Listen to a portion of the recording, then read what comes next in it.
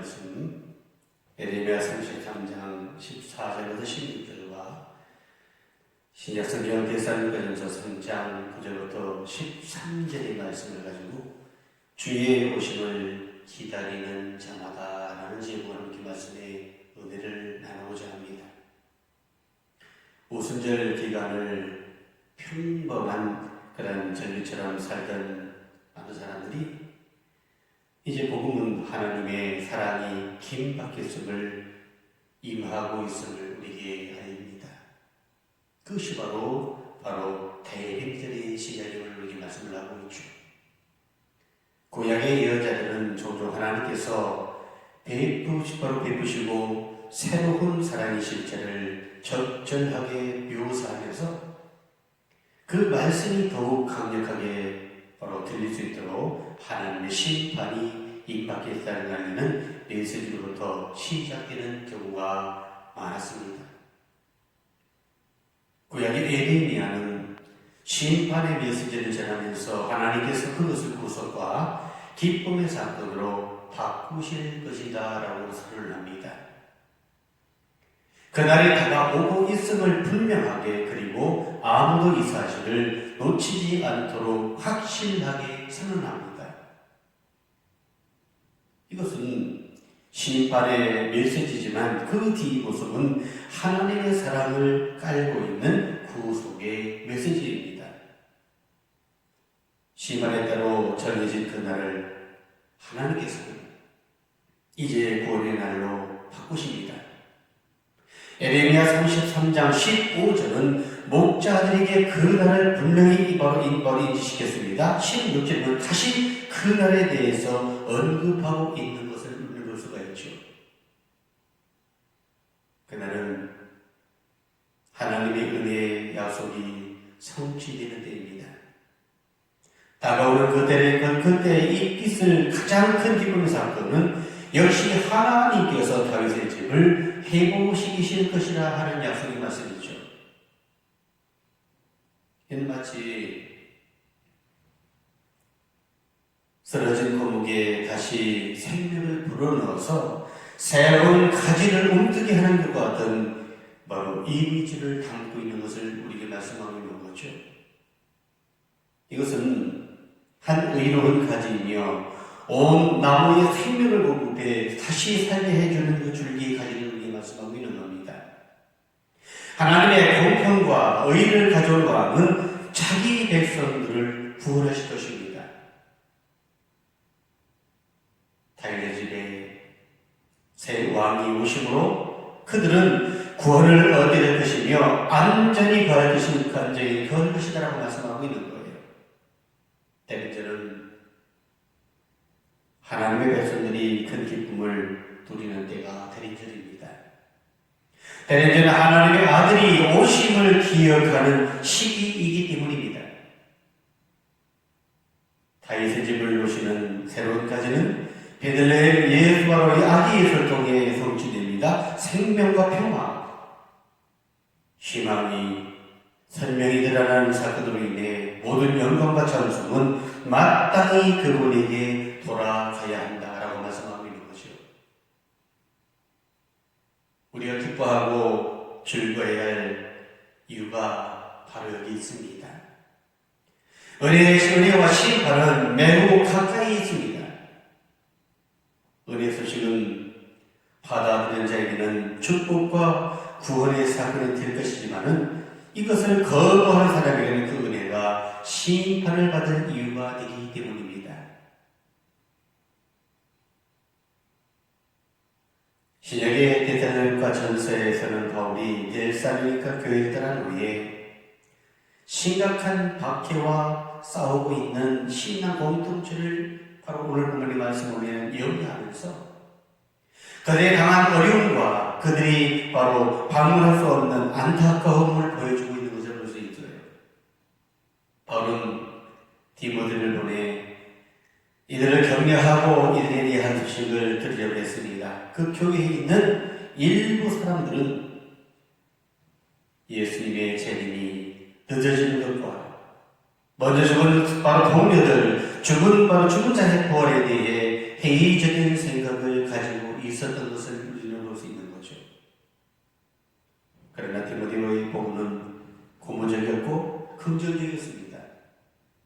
디모데의 복을 받은 사도 바울을 말합니다. 데살로니가 교회 성도들이 믿음의 성장에 대해서 기쁨과 감사를 보내면서 계속적인 신앙 성장을 위해 기도하는 말씀을 전하고 있음을 볼 수 있는 거죠.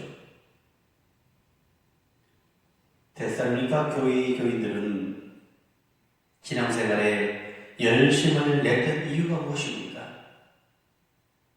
그리스도의 재림에 간절한 기대와 깊은 관련이 있다는 사실이죠. 그리스도의 강림은 인간 역사의 완성을 의미합니다. 이러한 그리스도의 강림과 연결되어 두 가지로 강조하고 있는 것을 볼 수 있는 거예요. 그것은 사랑과 또 하나는 거룩함입니다. 사랑하는 데살로니가 교회에서 신앙 공동체적인 삶에 있어서 가장 중요한 요소로 강조하고 있는 것을 볼 수 있는 거예요. 바울은 이들이 가진 믿음의 역사와 사랑의 수고 그리고 소망의 인내를 기억하고 있었음을 바로 1장 3절에 본 말씀을 하고 있어요. 바울은 그들에 대한 신뢰감이 더욱 컸으며 그들의 사랑이 더욱 많아 넘치기를 원했던 것을 우리는 볼 수 있는 거죠. 사랑하는 마음이 더욱 풍성해지는 것은 예수님의 강림, 예수님의 강림이 기다리는 자들에게 절대적인 필요 요건입니다. 또 하나 그들의 동기목이 거룩함입니다. 성경은 우리에게 거룩에 대해서 너무도 많이 강조를 합니다. 오늘 말씀 속에서 이 단어는 바로 본서에서의 6번이나 사용되는 단어로서 세상 구별되어서 그리스도 공동체의 일원이 된 사람들의 삶에서 드러나야 될 자질을 우리에게 말씀하고 있는 거예요. 예수 믿는 사람이라면 거룩해야 된다. 성도는 택함받은 백성입니다. 하나님께서 구별하신 사람들입니다. 다시 오실 주님을 바로 주님이 흠없다고 인정받은 사람들이 성도다라고 말씀을 하고 있어요. 여기서 거룩하는 단어는 두 가지 의미를 지니고 있습니다. 부여된 것과 지켜지는 것이 거룩함 안에 포용되어 있는 개념을 우리에게 말씀하고 있는 거죠. 우리를 거룩하게 흠없는 자로 우리의 자질을 허락하신 분은 오직 하나님이십니다. 하나님께서 우리에게 거룩을 보유해 주시기 때문에 우리도 성도가 되었습니다. 그러나 여기서 간과하지 말아야 할 것이 뭡니까? 거룩은 보존되어야 한다는 점입니다. 그냥 끝내버려서는 안 된다는, 계속 보존해야 됩니다. 그러므로 주님의 피와 주님을 기다리는 성도들에게 가장 중요한 덕목은 사랑과 거룩함을 유지하는 일이다 라고 말씀을 하고 있어요. 한 나그네가 길을 가다가 맹수에게 쫓기게 되었습니다. 있는 힘을 다해 도망치는데 가버른 낭떠러지가 앞을 가로막았습니다. 하는 수 없이 칡나무를 타고 절벽에 내려가는데 밑에서는 독사가 나그네를 기다리고 있는 것이 아닙니까? 우위로 올라다 보니 뒤쫓아오던 맹수가 아예 자리를 찾고서 앉아있는 것이었어요. 내려갈 수도 없고 올라갈 수도 없는 상황입니다. 나그네는 그저 절벽 가운데에서 칡나무를 매달려 있습니다. 한참 매달려 있는데 손을 뻗으면 겨우 닿을까 말까 곳에 빨간 열매가 달려 있었습니다. 나그네는 그것을 따먹으며 그 맛에 취했습니다. 죽음의 곁에 걸려 어두가도 못할 상감에도 불구하고 빛깔 고운 열매의 눈길을 두고 그것에 따먹으며 그 맛에 취하는 그 모습, 이것이 바로 인간의 실존의 모습임을 우리에게 말씀하고 있는 거죠. 이것은 톨스토이가 인생 덕분에서 인간의 모습으로 그리고 있는 한 이야기의 부분입니다.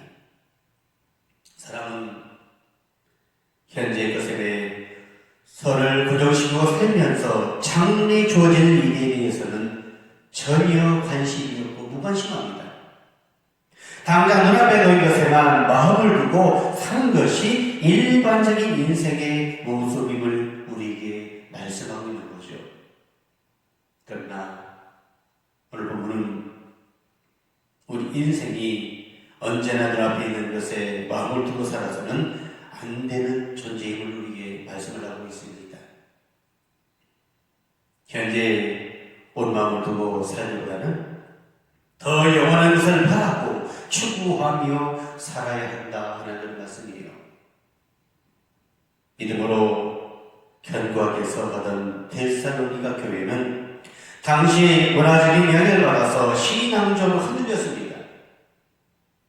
속히 오시겠다는 주님의 말씀을 문자적으로 신뢰했던 그들은 어떻습니까? 백해가 거듭되면서 예수님의 재림에 대한 신앙이 흔들리고 있었습니다. 결국 흔들린 신앙은 어려운 상황을 바로 극복할 수 없는 지경에 이르게 됩니다. 그것이 오늘 본의 말씀입니다. 그래서 사도 바울은 그 성도들을 위로하고 격려하고 있는 것을 볼 수 있는 거예요. 어제는 하나님께서는 본문을 통해 기다림의 신앙을 가지고 견고하게 서라고 오늘 본문의 말씀에 강조하고 있습니다. 신앙은 기다림을 전제로 합니다. 기다림을 통해 인내를 배우고 인내를 통해 바로 내적 성숙을 얻게 되어집니다. 기다림의 신앙은 주님을 깊이 사모하게 만듭니다. 그러므로 기다림에 승리하는 사람이 바로 신앙에서도 승리한다라고 이렇게 말씀하고 있어요. 그리스도의 강림은 인간 역사를 완성하는 시간이 분명히 될 수가 있는 것이죠. 이 사건은 우리의 개인적인 그러한 운명뿐만 아니라 인류의 모든 것을 바꾸게 될 엄청난 사건입니다. 그러므로 기다림을 필요로 하며 기다림을 통해 준비하고 자신을 돌아보아 그리스도의 정결한 신도로 자신을 단정하는 것이 필요합니다. 주님의 오심을 기다림의 신앙 가지고 견고하게 서서 믿음으로 승리하게 살아가시는 주님의 자녀들이 다 될 수 있기를 먼저 주의 이름으로 축원을 드립니다. 두 번째로 본문의 말씀 속에서 하나님께서는 주님을 기다리는 성도들은 사랑으로 무장하라라고 본문의 말씀에 강조하고 있는 것을 볼 수가 있어요. 그리스도의 신도로 바로 단장하는 그 사람들은 먼저 사랑으로 무장해야 합니다. 사랑은 신앙 공동체의 삶의 가장 중요한 요소가 바로 사랑이죠. 요즘 코로나로 인해서 힘들 때에 사랑의 명 점점 사라집니다. 원망이 점점 많아지는 것을 볼 수가 있어요. 사랑은 그리스도의 바로 사랑과 성도의 사랑을 바로 마음을 요구하는 것을 말합니다. 이것은 분명히 그리스도를 사랑하는 것이고 더 나아가서는 분명히 성도를 사랑하는 그 마음을 우리에게 말씀하고 있는 거예요. 사랑은 많은 사람들의 수고를 분명히 요구합니다. 특별히 오늘 말씀의 데살로니가 교회는 믿음의 역사와 소망의 인내와 그리고 사랑의 수고가 많은 그런 교회라고 성경은 우리에게 데살로니가전서 1장 3절에서 이렇게 말씀을 하고 있어요.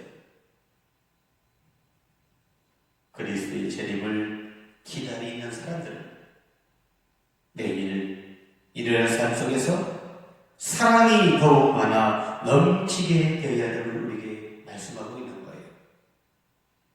사랑하는 마음이 더욱 풍성해진 것은 주의 강림을 기다리는 사람들에게 절대적인 필요 요건임을 우리에게 말씀합니다.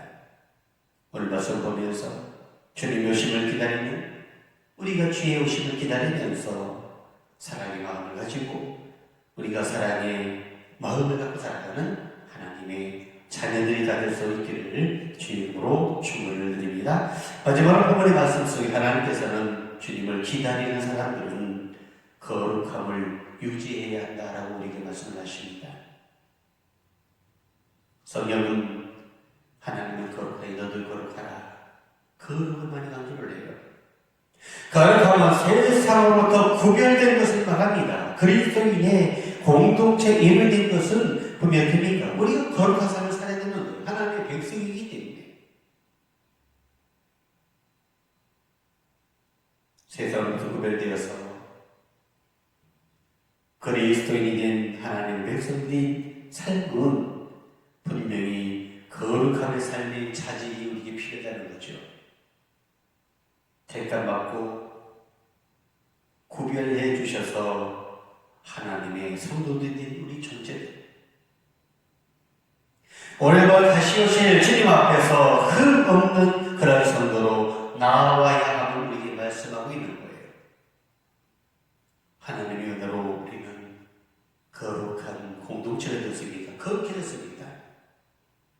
또한 그 거룩함으로 자신을 바로 말씀과 기도로 성천하며 성별하며 지키도록 노력해야 된다는 거예요. 우리를 거룩하고 흠없는 자로 허락하신 분은 오직 한 분 하나님이십니다. 다른 분은 없어요. 하나님만 우리를 흠없다고 말씀하시는 거예요. 우리가 흠이 없어서 그렇습니까? 아니, 예수 그리스도의 보혈로서 우리가 흠없는 자로 우리를 세우셨다는 거죠. 거룩함은 하나님께서 보여주시기 때문에 우리는 성도가 되었습니다. 여기서 바로 관과하지 말아야 할 것이 뭡니까? 거룩은 보존되어야 한다 하는 점입니다. 폐기되는 것이 아니라 보존되어야 되는 거예요. 그러므로 주의 오심을 기다리는 성도들은 가장 중요한 방법은 사랑과 거룩함을 바로 유지하는 길이다 우리에게 말씀하고 있는 거예요. 하나님의 성도로서 우리를 부르시고 거룩한 백성으로 세우신 그 하나님 바라보며 주님 오심을 기다리는 성도들이 우리가 거룩함을 유지하는 하나님의 백성들이 다 될 수 있기를 주의 이름으로 축원을 드립니다. 이제 말씀을 정리합니다. 주님의 다시 오심을 기다리는 성도들입니다. 우리가 대인들은 주님의 오심을 기다리는 절기입니다.